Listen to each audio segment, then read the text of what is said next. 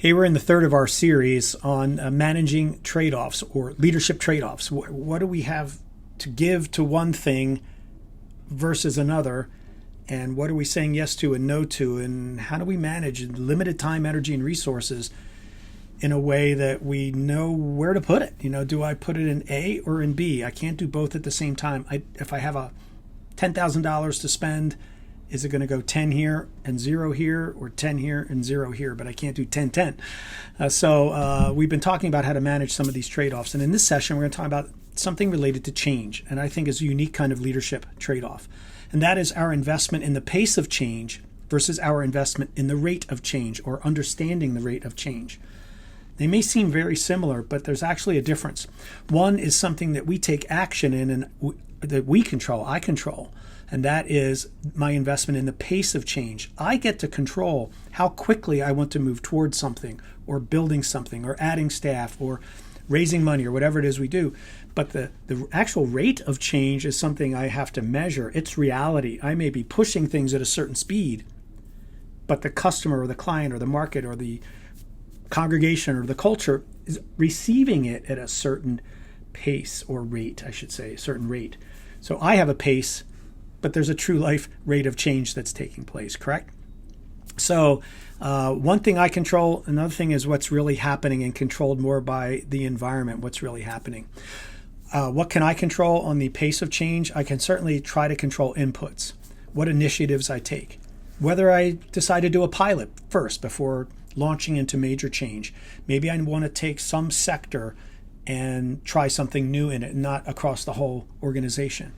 I may add new staff. I may find a way to get, again, this trial and error thing going, and get some feedback going and see what's working, what's not working. Those kinds of things I can control. But then there's kind of what's happening at the rate of change category, and that is where are minds, where are people's attitudes and beliefs?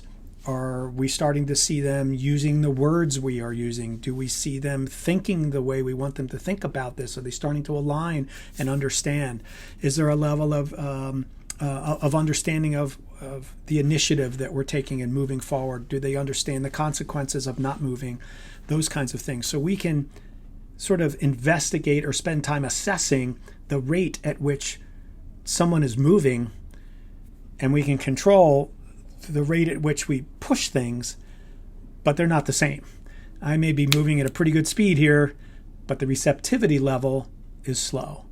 And that's something we need to decide. Where am I going to put my energy in understanding that more, and hitting the stop button for a season on the pace of change or the creation of change?